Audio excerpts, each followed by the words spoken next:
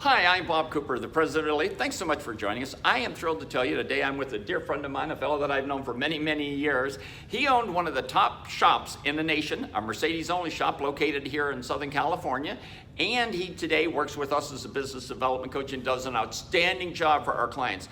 Rudi, you shared a tip with me a little earlier. Now that we're coming into the holiday season, do you mind sharing it with all of our viewers today? No, not at all, Bob.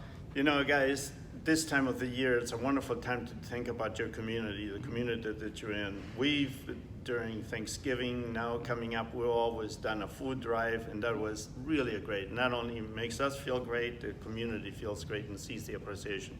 During Christmas time, we've always done something special, always related with kids and toys and to people in our community. I think you should take advantage of that. It's a great time of the year to give something back.